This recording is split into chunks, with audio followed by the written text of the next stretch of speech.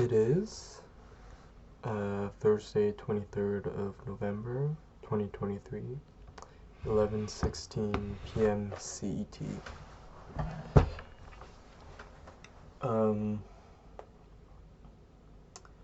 Today I was thinking about a lot of stuff to talk about,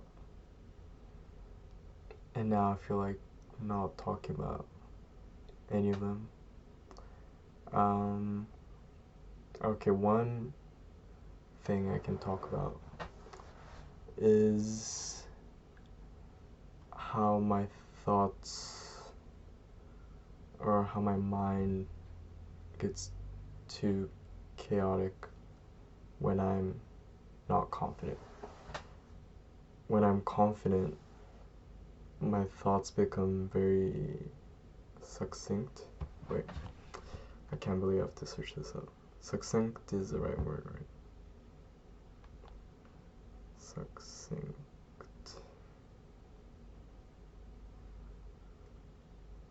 Yeah.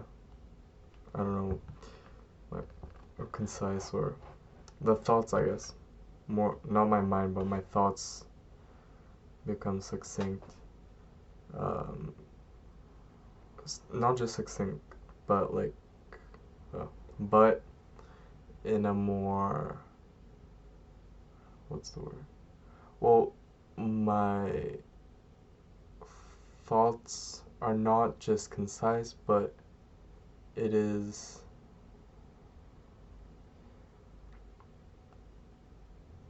developed, if that makes sense. For example, if I have confidence, when I speak, the things I talk about seem more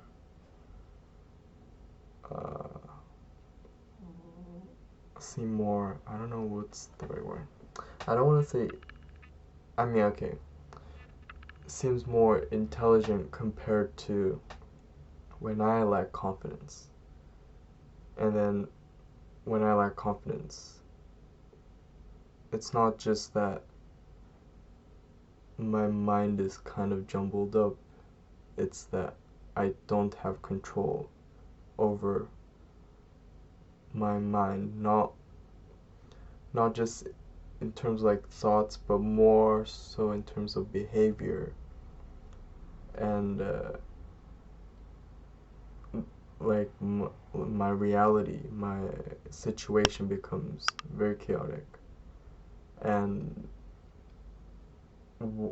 like a visual representation, I realize it keeps reminding me of what was it, Composition 8, of, what's the artist's name? Jesus. When I saw the image today, I was like, it kind of reminds me of my situation right now. Kadinsky. Yeah, Kadinsky. I know, well, I guess since it's abstract, I can have my own interpretation. And my interpretation here is that it sort of represents chaos, but in my mind, in my reality, well, certain things seems orderly, but it's jumbled up in a way to not be able to understand it as a whole. And it's just that I was actually at a very high confidence level. Very high. I was very confident a few days ago. Like, it peaked and now it's going down again. I don't know if it's because I have like a natural wave of confidence, or if it's something external that's affecting it. I think ultimately it's a bit of both. But now it's sinking. and now I have less control of how I want to behave, how I want to think. And I guess now I'm able to put my situation into words. Maybe I could try to see if there's anything I can do about it. But I don't know. It's interesting because I just thought about using ChatGPT to describe this situation. Maybe it'll tell me something. My reliance on ChatGPT is a bit crazy. It's just such a useful tool, but I realize the implication of that is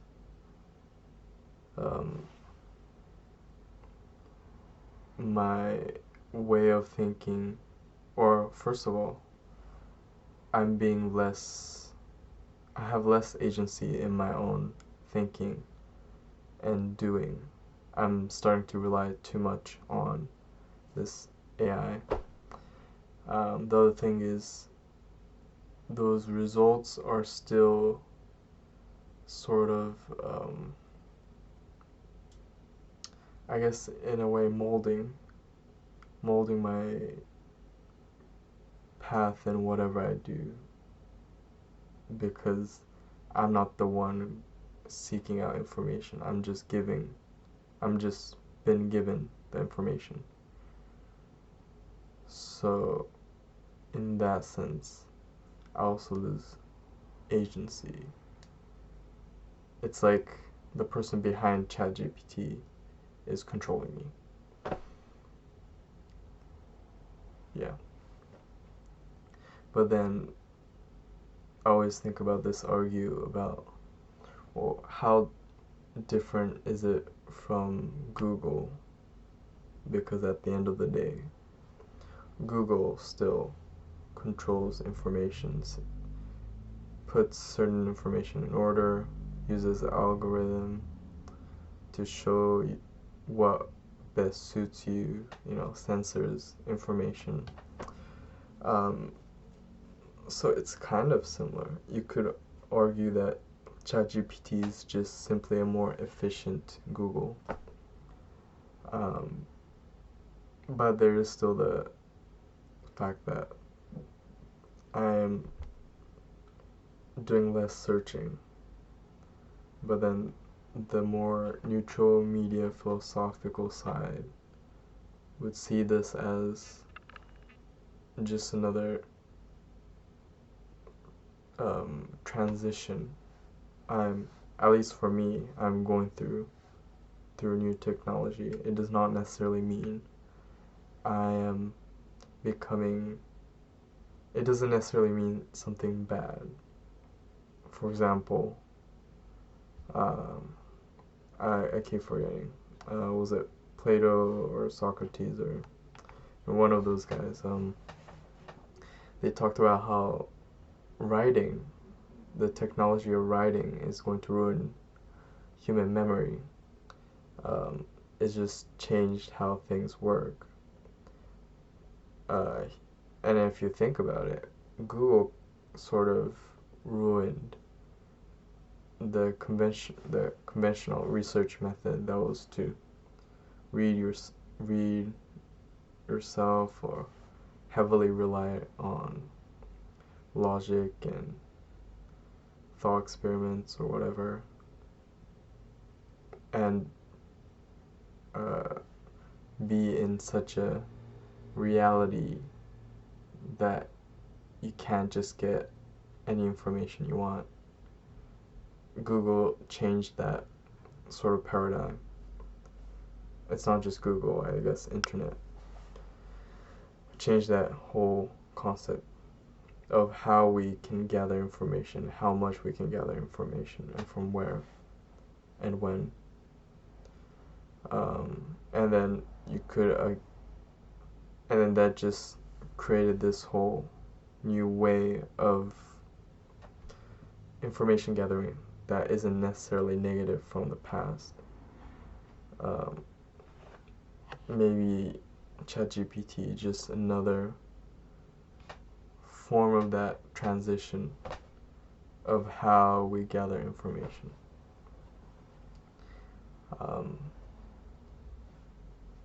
But then, I don't know, I think it's too early to tell what the negative effects would be. Although the things I said might be what it is. Yeah. Is that it? 10 minutes. Yeah, I kind of want to talk about something. Oh yeah, I also wanted to mention. I don't know. I think it would be interesting if I would share entertaining, if I would share my romantic or sexual, I don't want to say conquest, but stuff, those are the most interesting stuff going on. I think if I want to listen to myself in the future, or if I want to listen to someone's story, those kind of stories are always entertaining and more engaging. But then I'm thinking, is it a smart idea to share something like that on the internet? And it isn't. But then at the same time,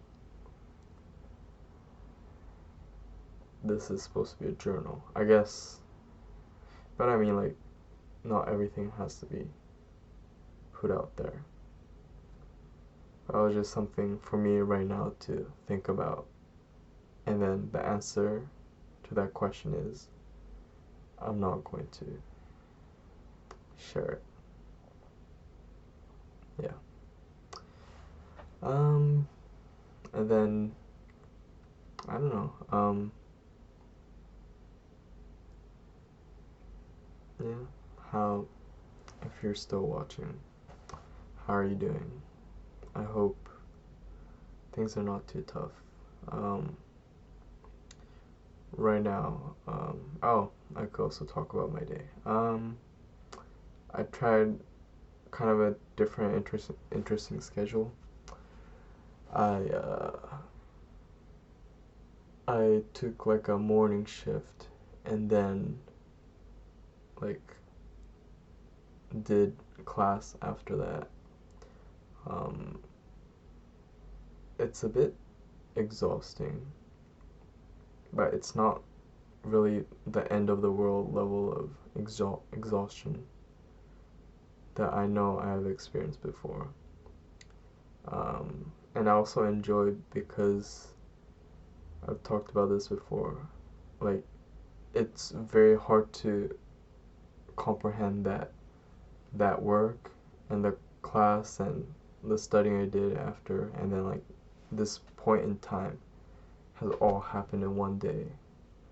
I really like that one day feels like it has been through a span of a few days or whatever. It makes me feel like I'm, not wasting my life, because I'm so, I don't know if fear is the right word, but I mean, yeah, I'm afraid of really wasting my life. Yeah, but then I think,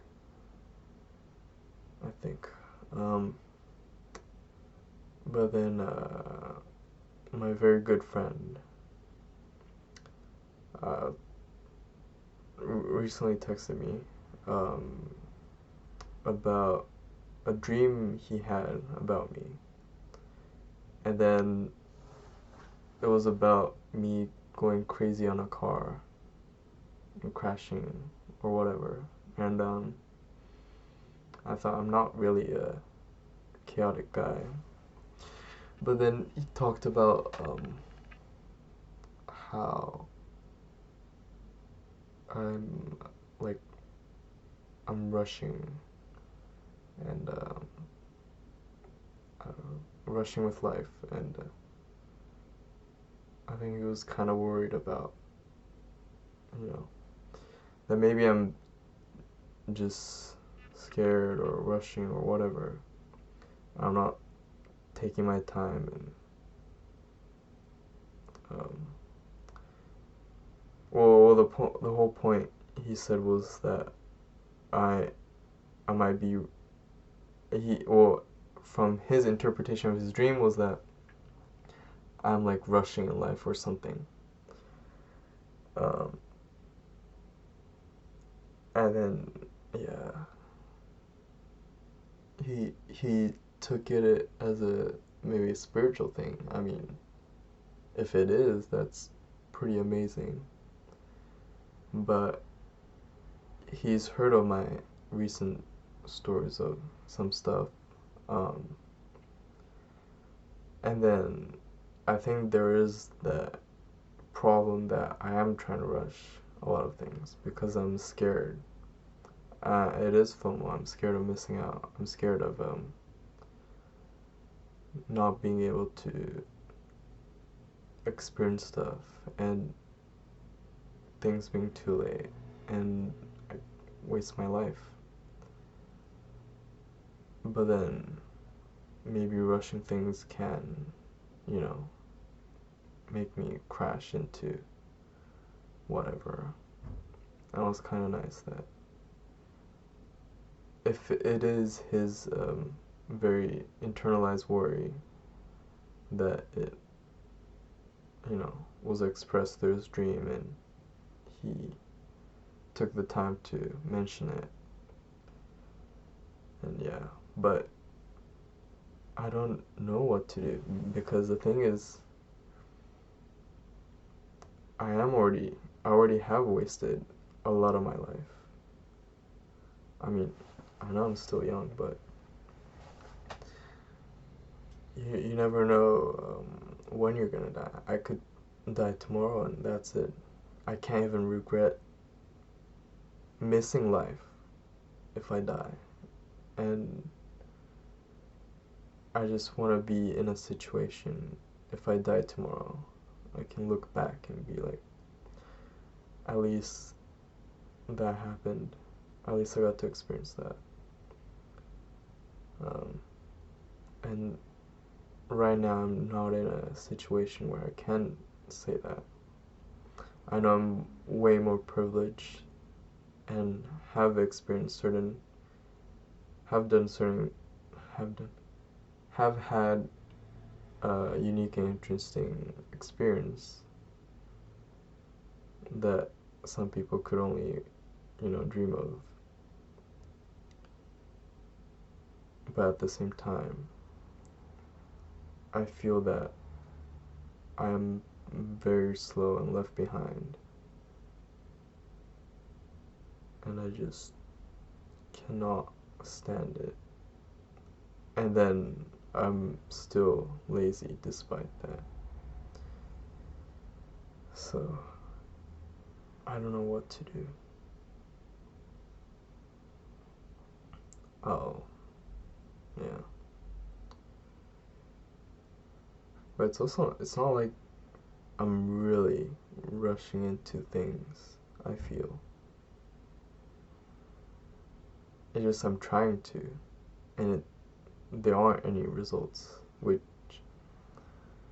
then maybe the whole idea is maybe for me to find, produce results, I can't rush, but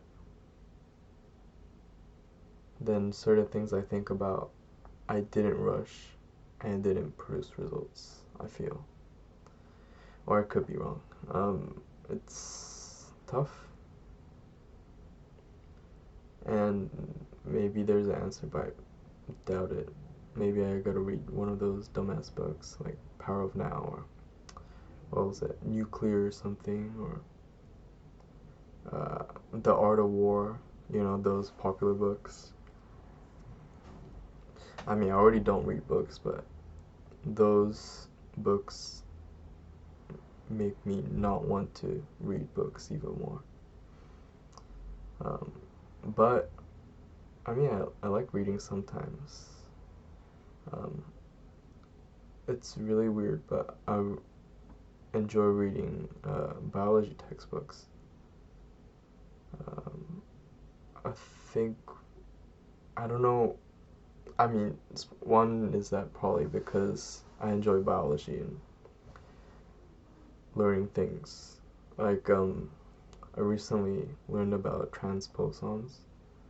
Um, they're very fascinating.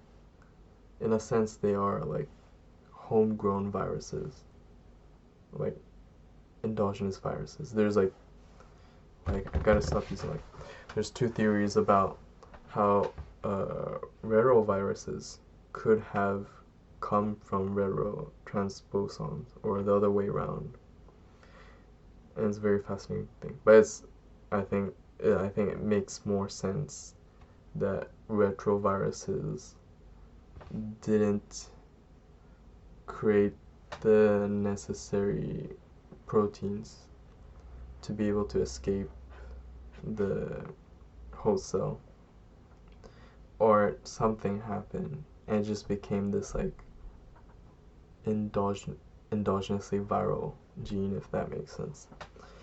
But it is more fascinating to think that the transposons became a virus. Imagine certain viruses originated from our own body and now it's attacking back. That's pretty cool.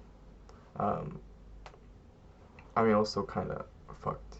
And then I was thinking about if transposons could potentially be the predecessor to a virus, there must be some kind of crazy bioweapon you could make that would trigger some sort of transposon to be the replication or transcription to be extremely enhanced or mutated to become a virus and then infect the whole body and fuck people. I think the ethics of it is fucked up, but from a video game fantasy perspective, that makes me sound like a psychopath. But sometimes, biology, you just gotta enjoy the art of it. When things become real, of course I do not enjoy it. In the internship, I was observing this well, I was in the department related to breast cancer, and then one of my supervisor received a biopsy from the patient there at the institution, and it was a secondary tumor, and they wanted to test if the biopsy would be susceptible to a PARP inhibitor drug. So basically, the idea is damaging the DNA and then preventing the recombination, and then see if the recombination from other methods don't work as well. And then if the recombination from other methods don't work, then that means the tumor cannot heal and then can be killed. But then the problem was that the tumor was able to, perform recombination through other methods, and that was damn, that's fucked up, because that was also that whole thing is also at a clinical, kind of at a trial stage, so it was also a sort of last minute Hail Mary so the patient the biopsy was derived from is probably going to die, maybe soon, because secondary is past the metastasis. It's already growing in another, or is that metastasis? Well, the point is that there's another tumor growing. That just makes things a lot harder. And then, like, before the results came, when I was talking to my supervisor. I was like, damn, that's kind of depressing. But then her reply was like, if you don't think about that, it's kind of cool, right? I was like, I don't know.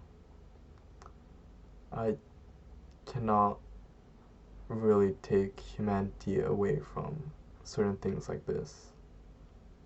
I'm kind of glad that I can't. But I don't know. At the same time, I feel like certain, progress could be made if there was less of that. I know progress for the progress sake is not really good. I mean, economically especially. But then I feel like science, like progress for progress sakes in science is pretty decent. But then I'm speaking very unphilosophically. Ultimately, there's always going to be pros and cons, but I mean, biology, if you think about it, it has provided, longevity, better quality of life, relatively. It could be that life before advanced technology was much more nice, and maybe physiologically quality of life cannot be assured, but emotionally, spiritually, it was more fulfilling. Who knows?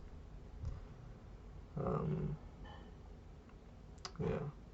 Well, I guess I did make a long video again.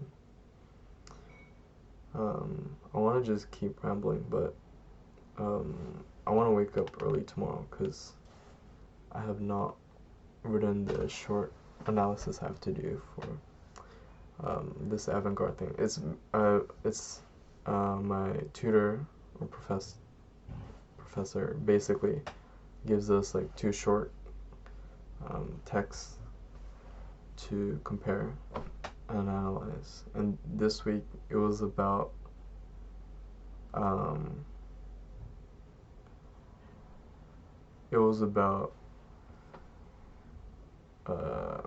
paintings trying to stray away from depicting realism. And one text talked about it through the invention of camera and film photography, because that was basically the ultimate replication of reality. So painting doesn't have the need to lead there. And then the other text was referring more to modernism. It was about how modernist paintings trying to convey flatness of a painting to distinguish painting from other forms of mediums of art by flattening and reducing this illusory, 3-dimensional perspective you can make through whatever it was, painting re-achieves its identity or something. Interesting stuff. As I speak it, I don't really understand how that purity of being distinguished as a painting from other art medium is related to what they talked about is self-criticism. I mean, I guess kind of. It's more of self-awareness, but I don't understand how that's self-criticism. But I'll sleep on it. I'll write it up in the morning. And I also want to make, I've been making this, my version of Italian BMT Subway sandwich. It's pretty good, so I want to make that for breakfast. And yeah, I'm about to die. But I also want to watch South Park, so much shit to do. Okay, this is actually probably the longest video I was planning. So that's it. Goodbye, have a nice day.